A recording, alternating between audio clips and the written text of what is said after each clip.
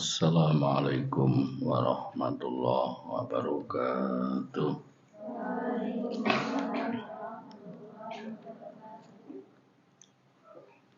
La ilaha illallah wa rasulullah Inna Muhammadin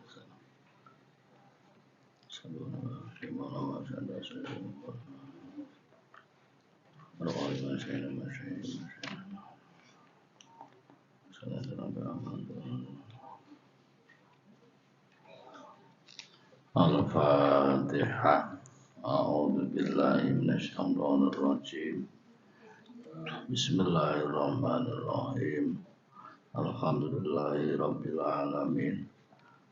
Ar-Rahmanir-Rahim. Maliki yaumiddin. Iyyaka na'budu wa iyyaka nasta'in. Ihdinas siratal mustaqim. Siratal ladzina an'amta 'alaihim khairil maghdubi 'alaihim waladdallin. Rabbil birri wal walidayya amin. Sampai halaman ya 37. 37 Fasal apa sebelum pasal?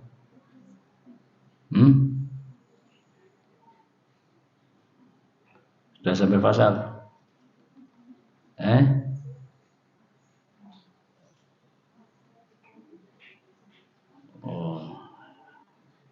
Sampai bawah kok. Bapak ingat?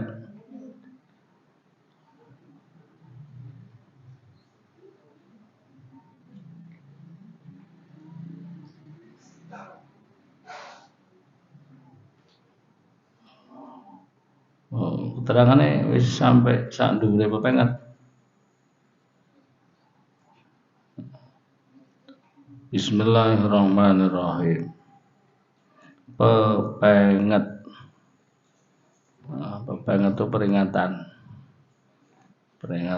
Ada keterangan penting. Tumrap wong wadon yen salat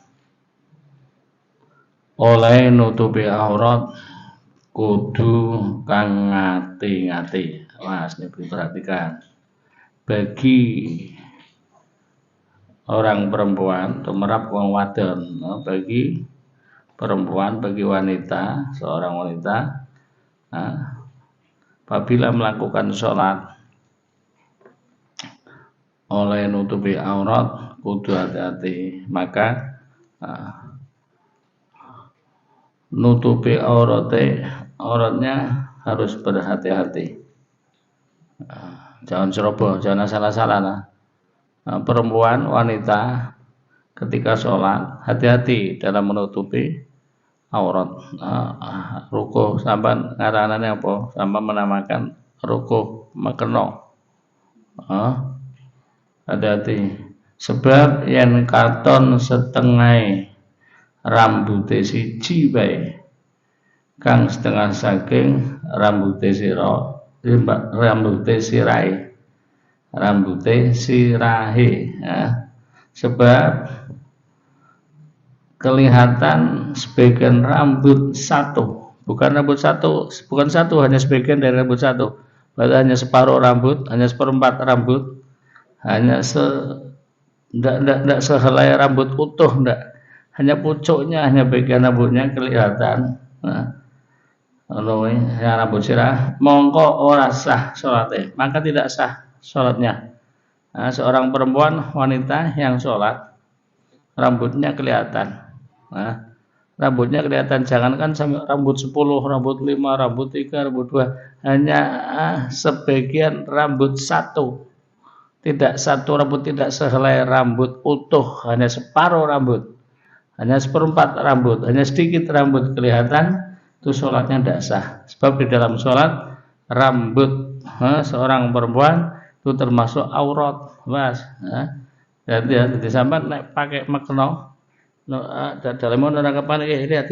Ini aja sampai ada rambut sing lawer ngene iki. Enggak boleh. Lawer itu sampai banyak ya. Rambut sampean kelewat sini enggak boleh. Hanya satu enggak utuh dari apa pangkal sampai ujung enggak. Hanya ujung rambutnya saja kelihatan sedikit itu sudah enggak sah salatnya. Perempuan sebab kalau perempuan auratnya harus seluruh tubuh. Nah, seluruh tubuh sampai rambutnya harus tertutup. Itu perempuan kecuali wajah dan kedua tapak tangan yang boleh kelihatan. Nah, perempuan yang boleh kelihatan hanya wajah, muka dan kedua tapak tangan. Lainnya tidak boleh ada kelihatan. Nah, sampai apa sikut pun tidak boleh.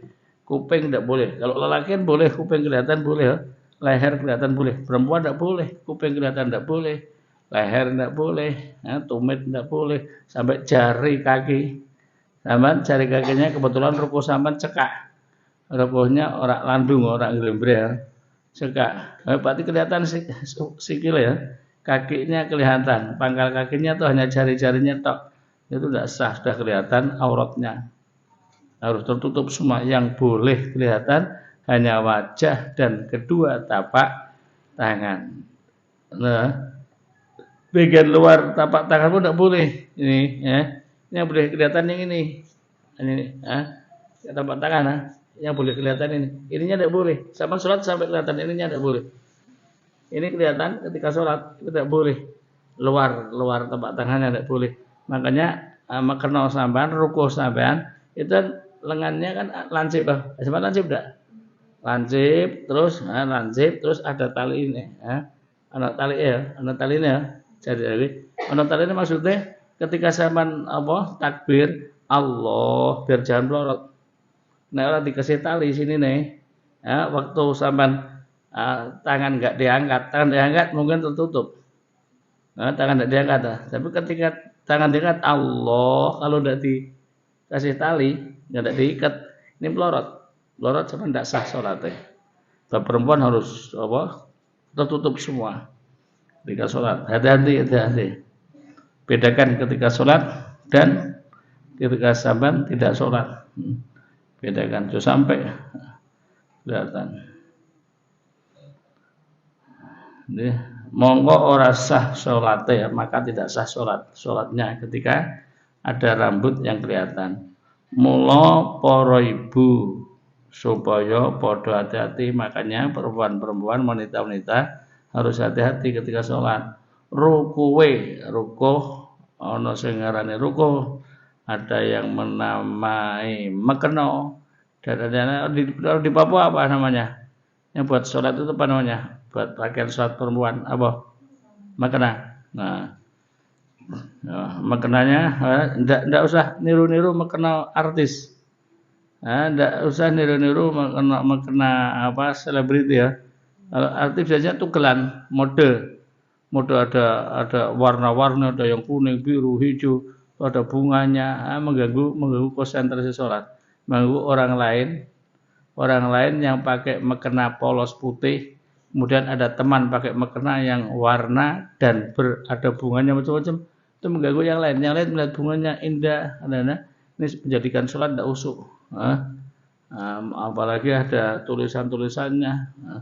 Jadi yang baik mekena yang baik polos. Polos dan tidak usah warna putih mengganggu yang lain. Diingat-ingat.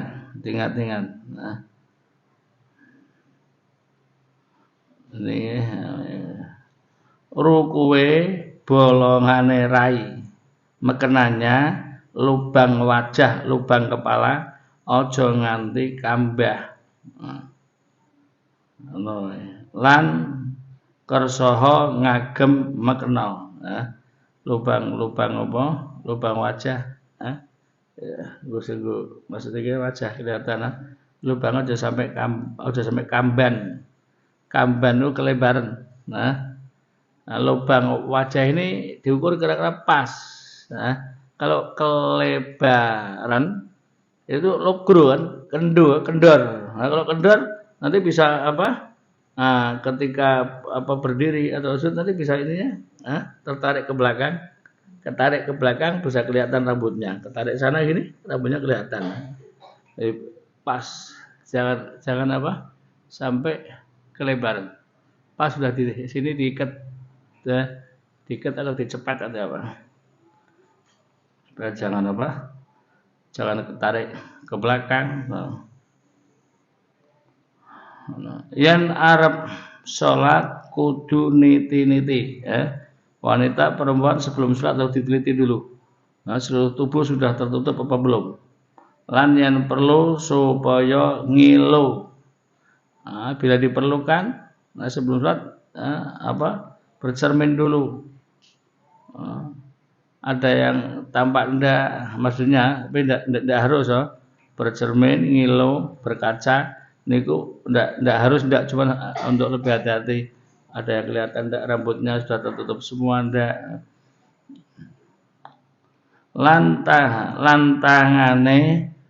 Lantangane rukuh kang apik, lengan tangan rukuh atau makerno kang apik yang baik diwehi kancing, dikasih kancing. Ininya berarti lengan makanannya yang baik dikasih kancing biar jangan pelorot toh. Nah, kalau yang buatan bikinan orang kampung sudah bagus, ada talinya, lembak tali kayak tiket, kasih kancing biar jangan pelorot. Diwehi kancing itu apa? Dikasih kancing. Utawa sepadane atau sesamanya kancing seperti tadi pakai tali diikat kang supaya pagelangane ora katon. Nah, jadi tujuannya dikasih tali, dikasih kancing, pagelangan biar tidak kelihatan. Pagelangan itu ini. Pagelangan ini tekuk-tekuk ini loh. Ini. Nah, pagelangan ini biar tidak kelihatan. Kalau ada kancingnya tidak melorot, ada ikatnya, ada talinya tidak melorot. Tujuannya itu. Mergo yen katon senajan sithik monggo ora sah salate. Kalau bagian luar tapak tangan ada yang kelihatan sedikit, itu sudah tidak sah salatnya. Nah, jadi yang hanya boleh kelihatan tapak tangan bagian dalam. Nah, kalau bagian luarnya apalagi sampai melorot sampai siku, hanya sedikit aja. Nah, bagian luar tapak tangan kelihatan sedikit, sudah tidak sah sholatnya. Nanti bedakan. Loh, kadang sholat rukuhnya tidak ada tuh pakai baju tok, pakai celana, hanya pakai celana atau pakai kain apa. Nah, padahal kakinya masih kelihatan, itu sudah tidak sah sholatnya. Kaki tutup. Beda dengan auratnya lelaki kelihatan situnya tidak apa-apa, tapi kalau perempuan sampai kaki tapak kaki itu tidak boleh, tidak kelihatan. Jadi tidak sah, hanya pakai kain panjang atau pakai celana tidak sah. Kaping 4 kudu sakwise manjing wektune salat kang arep ditandangi utawa lakoni.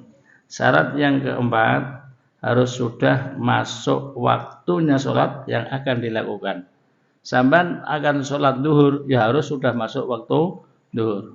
Mau melaksanakan sholat asar, harus sudah masuk waktu asar. Mau melaksanakan sholat maghrib, harus sudah masuk waktu maghrib. Syaratnya sudah masuk waktu. Belum masuk waktu tidak boleh. Sampai jam 11 sholat duhur. Sholat apa? Sholat duhur, belum duhur, sholat duhur, daripada nganggur. Saya mau sholat dulu, padahal belum masuk waktu, tidak boleh. Jam 5, baru jam 5, mau sholat apa?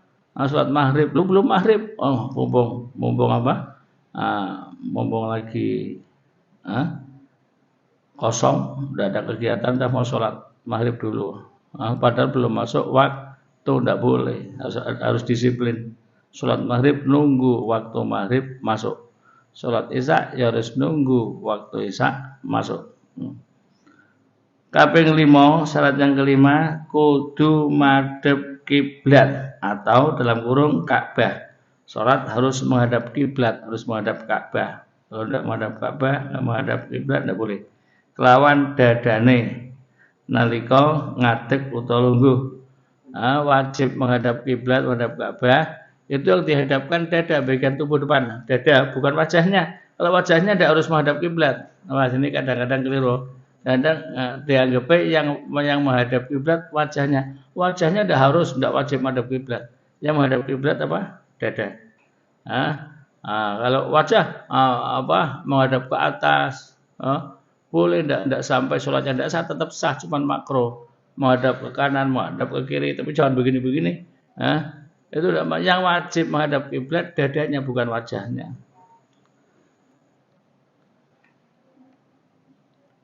Lan kelawan jumlah badane nalika ruku utawa sujud. Ketika ruku sujud berarti tidak bisa kan dada kan? Ketika ruku dada mau dihadap ke kiblat tidak bisa. Berarti sebagian besar badannya menghadap kiblat. Ketika sujud juga tidak bisa, dada menghadapnya ke bawah ketika sujud. Makanya ketika ruku sujud bukan dada yang dihadapkan. Tapi ada bagian badan, sejumlah tubuh ada yang dihadapkan kiblat. Oleh madhab kiblat kudu kelawan yakin. Sama harus mantap ketika menghadap kiblat tidak boleh ragu. Sebelum Allahu Akbar sama sudah yakin bahwa arah sana kiblat. Sudah begitu Allahu Akbar sama harus mantap, harus yakin bahwa sahabat sholat menghadap kiblat. Tidak boleh ragu. Yen parek Ka'bah, maksudnya sing yakin betul-betul menghadap Ka'bah itu bagi orang yang sholatnya berdekatan dengan Ka'bah, Ka'bahnya kelihatan, Ka'bahnya nampak, terus yakin betul-betul menghadap Ka'bah, menghadap kiblat. Kalau berjauhan seperti di sini, Anda kelihatan Ka'bahnya gimana? Lan kelawan penyono yen adoh saking Ka'bah.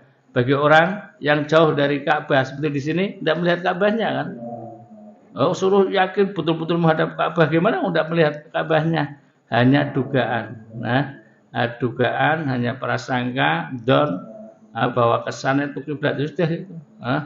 Tidak harus yakin betul-betul lurus dengan Ka'bah. Tidak kelihatan. Tidak kelihatan suruh lurus bagaimana, tidak bisa, hanya prasangka, hanya dugaan. Arah kiblatnya ke sana sudah. Tidak harus betul-betul lurus dengan Ka'bah. Seperti di sini kan tidak kelihatan Ka'bahnya. Jangankan di sini, orang Mekah yang berjauhan dari masjid, Ka'bahnya tidak kelihatan, hanya menduga, hanya mengira. Ada prasangka, ada dugaan bahwa Ka'bah ke sana. Tidak suruh lurus persis Ka'bah, Ka'bahnya tidak kelihatan. Nah, bagi orang yang melihat Ka'bah harus lurus, yakin lurus dengan Ka'bah. Yang melihat Ka'bah, yang tidak melihat Ka'bah hanya dugaan, perkiraan arah Ka'bah ke sana. Lan cukup kelawan ningali pengimaman. Nang masjid di musola sudah mengikuti pengimaman, mimbar pengimaman.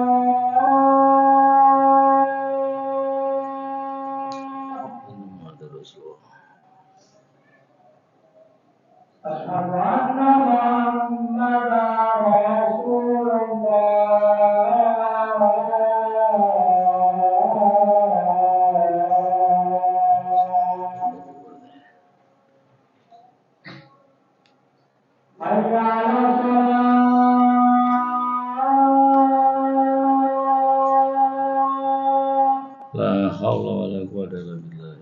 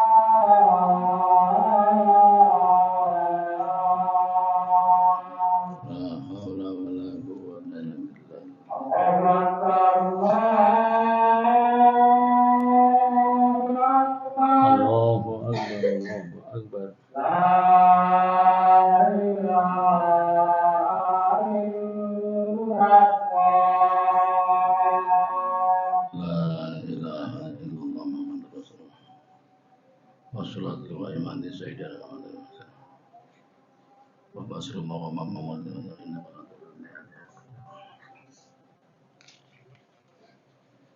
Terusé utawa pandom kang bener atau untuk menghadap kiblat dengan alat biasanya disebut pandom. Alatnya namanya pandom, itu alat petunjuk arah kiblat. Karena pandom kang bener berarti pandom sing normal, aja sing rusak. Nah, jadi ada jarum petunjuk arah kiblat. Setiap pandom itu diletakkan di mana saja, jarumnya mesti bergerak untuk menuju ke arah kiblat. Petunjuk pakai pandom namanya. Nah, di pandom barangnya itu bulat, ada yang kotak, ada yang bulat. Di dalamnya ada jarumnya. Diletakkan di mana saja. Letakkan di depan, di rumah ini, di belakang. Ini jarumnya akan selalu menunjuk ke arah barat. Nah, untuk menentukan arah barat. Nah, syarat-syarat sahnya sholat.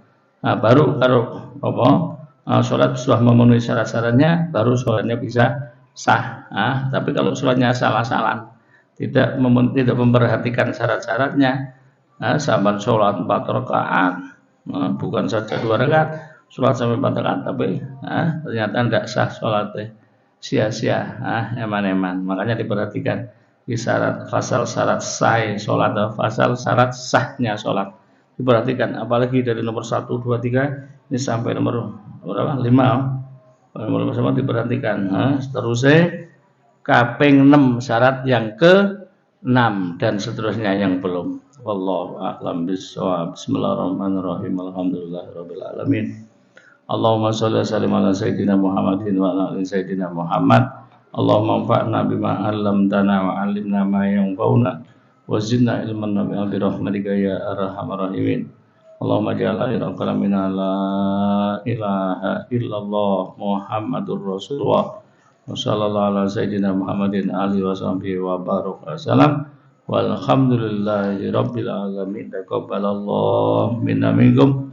Assalamualaikum warahmatullahi wabarakatuh.